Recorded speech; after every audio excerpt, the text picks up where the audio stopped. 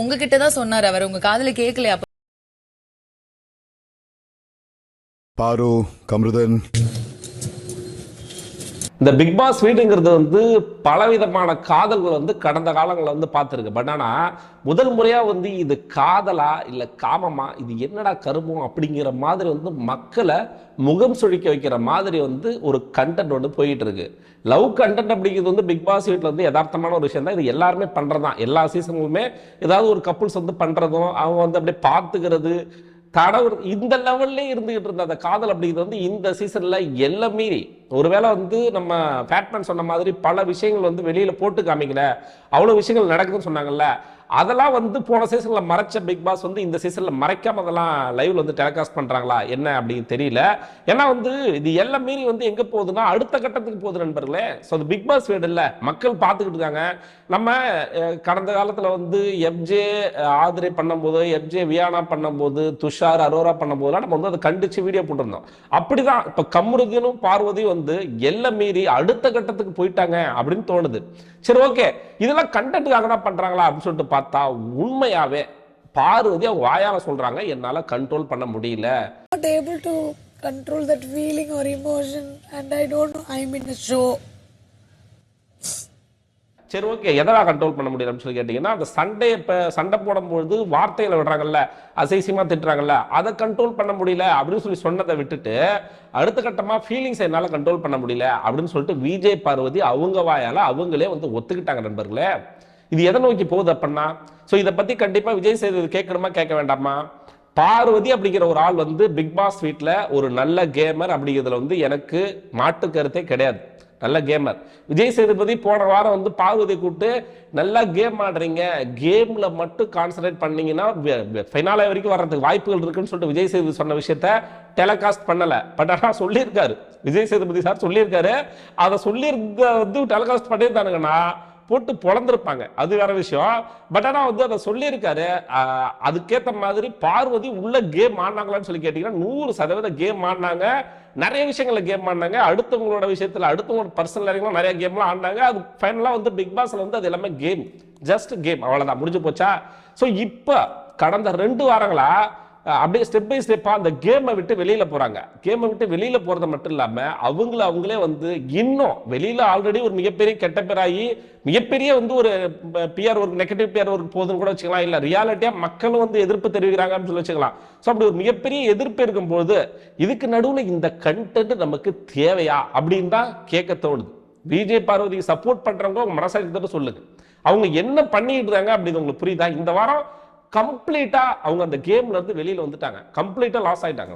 இது எப்படின்னா இந்த ஃபீலிங் இங்க டெவலப் ஆயிடுச்சு பாரு. அதுக்கு என்ன இப்போ அவங்க இதுக்கப்புறம் வந்து ஃபினாலே வரைக்கும் போவாங்களா அப்படிங்கிறதுலாம் வந்து எனக்கு தெரியல. அப்படி ஒரு வேளை போனா இதுக்கு முன்னாடி பண்ண விஷயங்கள் எல்லாமே வந்து கண்ணு முன்னாடி வந்து போமா இல்லையா? பண்ணவங்க எல்லாருமே வெளியில போயிருக்காங்களா இல்லையா?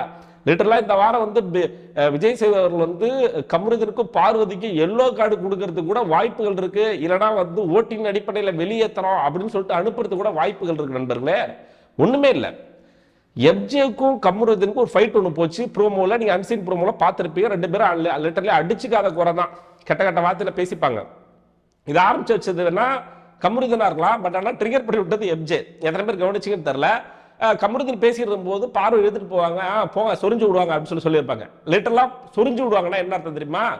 அதுதான் அர்த்தம். நம்ம கெட்ட வார்த்தை வெளியில பேசுவாங்கல்ல, ஒரு மாதிரி வந்து எடுத்தலையறாண்டா அப்படின்னு சொல்லுவாங்கல்ல, அதை தான் அவன் வந்து மறைமுகமா வந்து ஓப்பனா அடிச்சு விடுறான். ஆனா வச்சு செஞ்சு விட்டான். உண்மையுமே அவன் வந்து எக்ஸ்போஸ் பண்ணான். உண்மை சொல்லணும்னா பாரு கம்ருதீன் வந்து அந்த இடத்துல வந்து எக்ஸ்போஸ் பண்ணிட்டான். அப்படிதான் யதார்த்தமான உண்மை. இங்க இந்த சண்டையெல்லாம் போயிட்டு வெளியில போற பார்வதி என்ன சொல்லிட்டு போறாங்க அப்படின்னா, அதுக்கு முன்னாடி ஒரு விஷயத்த பாருங்க. இவங்க மைக்கு போடாம ஆல்ரெடி நிறைய பிரச்சனையா இருக்கு. 2 டைம் வந்து பிக் பாஸ் வார்னிங் கொடுத்திருக்காரு. மைக் போடாத விஷயம் இப்ப கேஸ் வரைக்கும் போயிட்டு அதுலயுமே வந்து சுபிக்ஷா, சாண்ட்ரா, திவ்யா வந்து ஜெயிச்சிருக்காங்க. ஸோ இதெல்லாம் வேற. ஸ்டில் அவங்க வந்து அந்த ரூல் பிரேக் அப்படிங்கிறத வந்து ஒரு ஒரு பெரிய தண்டனை வந்து பிக் பாஸ் கொடுத்திருக்காரு. பால் முட்டை எதுவுமே இல்லைன்னு சொல்லி கொடுத்துருக்காங்க. அவ்வளவு பெரிய தண்டனை கொடுத்து அது ஒரு கேஸா வந்து அதுலயும் உங்க பக்கம் தப்புன்னு தெரிஞ்சதுக்கு அப்புறமும் கூட, எப்படி தெரிஞ்சது அப்புறம் கூட, நான் ஃபர்ஸ்ட் ஒரு கிளிப் ஒன்று காமிச்சேன்ல, அந்த கிளிப்ல ஆஃப்டர் அந்த முடிஞ்சதுக்கு அப்புறமா டாஸ்க் முடிச்சுட்டு எல்லாருமே வெளியில வராங்க. இவங்க 2 பேர் மட்டும் தனியா உள்ள போயிட்டு வெளியில வராங்க நண்பர்களே. அப்படி என்ன உள்ள போய் பேசியிருப்பாங்கன்னு நினைக்கிறீங்களா? சரி நம்ம என்ன நினைச்சோம், உள்ள போயிட்டு ஏதோ பேசினாங்க, மரமா பேசினாங்க அப்படின்னு சொல்லிட்டு நினைச்சோம். ஆனா இந்த ஃபைட்டுக்கு அப்புறமா வெளியில வர பார்வதி என்ன சொல்லிட்டு வராங்கன்னா, அவங்களுக்கு வந்து அசியமா திட்டம் வருது எப்ஜேவை, என்னால கண்ட்ரோல் பண்ண முடியல, என்ன கோபத்தை கண்ட்ரோல் பண்ண முடியல, பிக் பாஸ் என்னை அனுப்பிடுங்க, என்னால முடியல அப்படின்னு சொல்லிட்டு வரவங்க, என்னோட கோபத்தையும் கண்ட்ரோல் பண்ண முடியல, என்னோட ஃபீலிங்ஸையும் கண்ட்ரோல் பண்ண முடியல அப்படின்னு சொல்லிட்டு சொல்றாங்க. அது உண்மையான்னு கேட்டா 100% உண்மைதான். அவங்களால சில விஷயங்களை கண்ட்ரோல் பண்ண முடியல. இந்த வீடியோ வந்து முடிஞ்ச அளவுக்கு வந்து 18+, 18 வயதுக்கு மேல இருக்கவங்க பாருங்க. ஏன்னா முழுக்க முழுக்க ஆபாசம் மட்டும்தான் இருந்துச்சு. ஸோ இதை நம்ம வந்து கேட்காமலோ இதை பத்தி பேசாமலோ இருக்க முடியாது. சரி, இதை பத்தி பேசக்கூடாது அப்படின்னு சொல்லி பார்த்தா கூட உலகமே பேசுது. பிக் பாஸ் பாக்குற எல்லாருமே இதை பத்தி விமர்சனம் வைக்கிறாங்க, இதை பத்தி பேசுறாங்க. அப்படிங்கும் போது நம்மையும் இதை பேசாம இருக்க முடியாது இல்ல. இதுக்கும் சப்போர்ட் பண்ணாதீங்க. கேம் ஆடுறாங்க, இல்ல அவங்கள டார்கெட் பண்றாங்க, அவங்க ஏதோ ஒன்று பண்றாங்க அப்படிங்கிறது வேற. பட் ஆனா இது எல்லாம் மீறி அடுத்த கட்டத்துக்கு போகுது நண்பர்களே.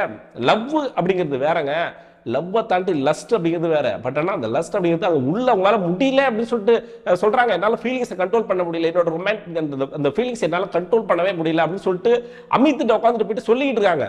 நான் ஏன் இப்படி பண்றேன், ஆக்சுவலா அவங்க பண்றது தப்பு அப்படிங்கிறது அவங்களுக்கு கிளியரா புரியுது. நான் வந்து ஒரு கேம் ஷோல இருக்கிறேன், நான் ஷோ, பட் ஆனா என்னால முடியல அப்படின்னு சொல்றாங்க பார்வதி அவர்கள். அதே இடத்துல என்ன சொல்றாங்கன்னா வந்து, நான் எங்க அம்மாவுக்கு மட்டும் தான் ரெஸ்பான்சிபிள், மத்த யாருக்கும் நான் வந்து பதில் சொல்ல வேண்டிய அவசியம் இல்லை அப்படின்னு சொல்றாங்க. எப்படிங்க ஒரு பப்ளிக்கா ஒரு ஷோல போய் உட்காந்துக்கிட்டு என்னோட அம்மாவுக்கு மட்டும் தான் நான் பதில் சொல்லணும், இந்த மாதிரி ஒரு கண்டென்ட் கொடுத்தா வெளியில மக்கள் பார்த்துக்கிட்டு இருக்காங்க, குழந்தைங்க பார்த்துக்கிட்டு இருக்காங்க, இல்ல விஜய் சேதுபதி சொல்ற மாதிரி மைக் உங்க கையில தானே இருக்கு, ஆஃப் பண்ணிட்டு போங்க அப்படின்னு சொல்ல முடியுமா? தப்பு தானே, அவங்க பண்றது தப்பு தானே. தவறு யாரு பண்ணாலும் தப்பு தாங்க. அது நாங்க எப்ஜே பண்ணாலும் தப்பு தான். அப்ப எப்ஜே வியானா பண்ணது, எப்ஜே ஆதரவு பண்ணது, ஸோ இதெல்லாம் வந்து ஒரு தப்பு அப்படின்னு சொல்லிட்டு சொன்னாலும், அந்த இடத்துல அவன் என்னதான் ட்ரிகர் பண்ணியிருந்தாலும், அப்ப இவங்க பண்ணிக்கிட்டது என்ன? சரி, ஓகே, எல்லாரும் பண்ணா ரூல்ஸுக்கு கட்டுப்பட்டு அது ஒரு விஷயத்த பண்ணாங்க. இவங்க ரூல்ஸுக்கு அப்பாற்பட்டு மைக்க மறைச்சிட்டு பேசுறது ஒரு விஷயமா இருந்தாலும், இப்போ டாஸ்க் முடிச்சுட்டு வெளியில வராங்க, இவங்க 2 பேரும் உள்ள போயிட்டு அப்படி என்னங்க பண்ணிட்டு வரணும்? அப்படி என்ன அப்படி இருக்குது அங்க? நான் ஒரு ஷோல இருக்கேன், எனக்கு இந்த ஷோல வந்து தான் எனக்கு இந்த ஃபீலிங்ஸ் எல்லாம் வருமா, எனக்கு இந்த ஷோல வந்து தான் இவன் வந்து கிடைக்கணுமா, நான் என்ன பண்றேன்? லிட்டரலா அவங்க வந்து குழம்பி போயிருக்கிறாங்க. அவங்களுக்கு வந்து முக்கியமா வந்து ஒரு ஆலோசனை தேவைப்படுது. அதுதான் உண்மை. அவங்களுக்கு வந்து ஒரு ஆலோசனை தேவைப்படுது. அவங்க வந்து அவங்க நல்லா கேம் ஆடுறாங்க, கேம் வந்து சுவாரஸ்யமா போகுது, கேம் அடுத்த கட்டத்துக்கு போகுது, அவங்க வந்து விஜய் டிவிக்கு தேவை, அவங்களா இருந்தாதான் பிக் பாஸ் நல்லா இருக்கும் அப்படிங்கிறத தவிர்த்து விட்டு அவங்களோட லைஃபை பாருங்க, இன்னும் ரொம்ப மோசமா போயிடும். இந்த வாரம் ஒண்ணு உங்களுக்கு கவுன்சிலிங் கொடுத்து எப்படி கேம் ஆடணும், இல்ல இதை பிரிச்சு விடுற அந்த வேலையை விஜய் சேதுபதி அவர்கள் வந்து 3 வாரங்களா, இது வந்து நான் விஜய் சேது எப்படி தப்பு சொல்லுவேன், இது இங்க மட்டும் இல்ல, இனிஷியல் ஸ்டேஜ்ல எப்ஜே பண்ணும் போதும் சரி, அவங்க துஷார் அரோரா இவங்க பண்ணும் போதே வந்து மக்கள் வந்து கேட்கறாங்க விஜய் சேதுபதி கிட்ட, இப்படி வந்து ஒரு கண்டென்ட் போதேங்க, குழந்தைங்க பாத்துக்கிறாங்கன்னு சொல்லிட்டு கேட்கும்போது மைக் உங்க கையில தானே இருக்குங்க, மாத்தி விட்டு போங்க அப்படின்னு சொல்லிட்டு விஜய் சேதுபதி சொன்னதோட வெளிப்பாடு இன்னைக்கு எங்க வந்து நிக்குது பாருங்க. அப்பயே அவர் கண்டிச்சிருந்தா, இப்போ வரைக்கும் அவர் எப்படி கண்டிச்சுட்டு இருக்காரு. இந்த 18+ கண்டென்ட் மட்டும் விஜய் சேதுபதி எப்படி கண்டிக்கிறார்னா, அப்படியே பட்டும் படாத மாதிரி, அப்படியே டைரக்டா சொல்லாம, அப்படியே வந்து இன்டைரக்டா, ஏன் அப்படி நேராவே சொல்லுங்கிற, வெளிப்படையா நேரா நீங்க பண்றது தப்புங்க, குழந்தைங்க ஷோ பாத்துக்கிட்டு இருக்காங்க, உங்க வீடு இல்லைங்க இது, இல்ல உங்க ஓய ரூம் இல்லைங்க, நீங்க போயிட்டு வெளியில போயிட்டு என்ன வேணா வச்சுக்கோங்க, இங்க ஷோ நிறைய பேர் பாத்துக்கிட்டு இருக்காங்க, உங்க ஃபீலிங்ஸ்க்கு நான் ரெஸ்பெக்ட் பண்றேன், பட் ஆனா அந்த ஃபீலிங்ஸ் வந்து இங்க பிக் பாஸ் வீட்ல வந்து பண்ணக்கூடாது. அது ஒரு லிமிட், ஒரு வரம்பு வரைக்கும் இருந்தா பிரச்சனை இல்லை நண்பர்களே. அது வரம்பு மீறி போகுது, அது எங்கேயோ போகுது, எல்லாம் மீறி போகுது. நீ சோசியல் மீடியாவில் பார்த்தீங்கன்னா தெரியும், ஒரு கிளிப்பும் நான் கூட ஃபர்ஸ்ட் வந்து இதெல்லாம் வந்து ஒரு நெகட்டிவா பரப்புறாங்க, இதெல்லாம் சும்மா ஃபேக்கா இருக்குன்னு சொல்லிட்டு பார்த்தா உண்மையாவே எல்லாமே உண்மை. அவங்க வாயாலே சொல்றாங்க, என்னால சில விஷயங்களை கண்ட்ரோல் பண்ண முடியல, என்னோட ஃபீலிங்ஸை கண்ட்ரோல் பண்ண முடியல அப்படின்னு சொல்லிட்டு அவங்களே ஒப்புதல் வாக்கு மூலமா கொடுக்குறாங்க. ஸோ இதை விட என்ன வேணும்னு சொல்லிட்டு கேட்கிறேன். தயவு செஞ்சு விஜய் சேதுபதி சரி, விஜய் டிவி சரி, இது நான் இப்ப பேசுறது கூட பார்வதியோட நல்லனுக்காக தான். பார்வதி வந்து வெளியில போகணும், வெளியில அனுப்பணும் அப்படிங்கிறது வந்து நம்மளோட நோக்கம் அல்ல. பட் ஆனா இது எல்லாம் மீறி அடுத்த கட்டத்துக்கு போகுது. அது இது முடியாது. நீங்க என்ன பாக்குறீங்களா, இப்ப இந்த விஷயங்கள் பண்ணிட்டு இருக்காங்க, விஜய் சேதுபதி வீக்கெண்ட்ல கூப்பிட்டு கண்டிச்சுட்டா திரும்ப அதை வந்து கண்ட்ரோல் பண்ணிட்டு கரெக்டா ஒழுங்கா இருப்பாங்க, அப்படிலாம் ஒண்ணு இருக்க போறதே கிடையாது. தயவு செஞ்சு இதுக்கு முட்டு கொடுக்காதீங்க. தப்பு யாரு செஞ்சாலும் தப்பு தான். இந்த தவறை வந்து விஜய் சேதுபதி வந்து கண்டிப்பா வந்து சுட்டி காட்ட வேண்டும். இல்லைனா இது எல்லாம் மீறி அடுத்த கட்டத்துக்கு பிக் பாஸ் ஷோ அப்படிங்கிறது நகர்ந்து விடும். வெஸ்டர்ன் கலாச்சாரத்தில் இருக்கிற மாதிரி, ஹிந்தி பிக் பாஸ்ல இருக்கிற மாதிரி அங்கெல்லாம் தெரியும்ல. ஸோ இதெல்லாம் நார்மல். அவங்க இன்னும் அடுத்த கட்டத்தில் என்ன பண்ணிட்டு இருக்காங்கன்னு தெரியல. இந்த கலாச்சாரத்தை காப்பாற்றுறது அப்படிலாம் இல்லை, பிக் பாஸ் ஷோ அப்படிங்கிறது வந்து தமிழ்நாட்டில் வந்து குழந்தைங்க முதற்கொண்டு எல்லாருமே பார்த்துக்கிட்டு இருக்க ஒரு ஷோ அப்படிங்கிறதுனால சில விஷயங்களை ஒண்ணு கேமரா வச்சு கண்ட்ரோல் பண்ண முடியல, எடிட்டிங்ல தூக்க முடியாத அளவுக்கு நிறைய இடத்துல இந்த விஷயங்கள் நடந்துகிட்டு தான் இருக்கு அப்படின்னு சொல்லிட்டு நினைச்சீங்கன்னா யாராச்சும் ஒரு ஆளை, ஏன் கமருதன் கூட வெளியில அனுப்புங்க. கமருதனுக்கு என்ன வந்து அந்த அளவுக்கு கேம் புரிதல் இருக்கு அப்படின்னு தெரியல. நிறைய இடத்துல வந்து அவரோட கூல் வந்து லாஸ் பண்ணிட்டு கெட்ட கெட்ட வார்த்தையில பேசுறது, அடிக்க போறது. இப்ப எம்ஜே கூட ஒரு சண்டை வந்துச்சு பாத்தீங்களா, அந்த மாதிரி முழுக்க முழுக்க அவர் வந்து இந்த கேம்ல கிடையாது. எனக்கு தெரிஞ்சு இவங்க 2 பேர்ல அதிகமா தப்பு செஞ்சதுன்னு பார்த்தா பார்வதி தான் சொல்லுவீங்க. ஆனா அதை விட கமருதன் வந்து ரொம்ப ரொம்ப தெளிவா இருக்காப்ல. அந்த அளவுக்கு அந்த ஆளு வந்து ஃபீலிங்ஸை மீறிலாம் ஒன்னும் அவர் போய் ஒன்றும் பண்ணல. அங்க உண்மையாவே வந்து அப்நார்மலா இருக்குது வந்து விஜய் பார்வதி தான். அவங்களாலதான் சில விஷயங்களை கண்ட்ரோல் பண்ண முடியல, சில ஃபீலிங்ஸை கண்ட்ரோல் பண்ண முடியாம சில விஷயங்கள் பண்ணிட்டு இருக்காங்க. கமருதன் நினைச்சா இதை ஸ்டாப் பண்ணி ஃபுல் ஸ்டாப் வச்சு இது தப்பு, வெளியில இப்படி ப்ரொஜெக்ட் ஆகும். அவங்களே சொல்றாங்க இது என்னென்ன டெலகாஸ்ட் ஆகும் அப்படின்னு சொல்லி விஜய் பார்வதி சொல்றாங்களா, வெளியில இதெல்லாம் போச்சுன்னா எப்படி வரும்னு தெரியாது, இது எப்படி மாறும்னே தெரியாது அப்படிங்கிறத வந்து சொல்லி இருக்கணுமா இல்லையா கமருதன்? அது என்ன பெண்களை மட்டும் குறை சொல்றது? 2 பேருமே தப்பு தானங்க. அனுப்புனா 2 பேருமே அனுப்பிவிடுங்க. ஏதாச்சும் ஒரு நல்ல முடிவா எடுத்து விஜய் சேவர்கள் வந்து வீக்கெண்ட்ல வந்து ஒரு நல்ல விஷயத்த பண்ணுவாருன்னு சொல்லிட்டு எதிர்பார்ப்போம். நமக்கு வந்து விஜய் பார்வதிக்கு எதிரான வீடியோ நண்பர்களே, சோசியல் அவேர்னஸ் கிடையாது. முழுக்க முழுக்க எல்லாரும் பார்க்கணும். இது ரொம்ப வைரலாகி அடுத்த கட்டத்துக்கு போகுது. அது நல்லதில்லை பிக் பாஸ் ஷோ அப்படிங்கிறதுக்கு. ஸோ இதை பற்றிய கருத்து என்ன அப்படின்னு வந்து கமெண்ட் பாக்ஸில் போட்டு விடுங்க. முடிஞ்ச அளவுக்கு வந்து பார்வதிக்கு முட்டு கொடுக்காதீங்க. பண்ற தவறுகளை தவறுனா தவறு அப்படிங்கிற விஷயத்த வந்து சொல்லுங்க அப்படின்னு சொல்லிட்டு நான் நினைக்கிறேன். நீங்களும் அதை சொல்லுவீங்கன்னு நினைக்கிறேன். இந்த வீடியோ உங்களுக்கு பிடிச்சது அப்படி செஞ்சா 4 பேருக்கு வந்து ஷேர் பண்ணி விடுங்க, லைக் போடுங்க. சேனலை புதுசாக பார்க்குற நண்பர்கள் வந்து சப்ஸ்கிரைப் பண்ணிட்டு பாருங்க.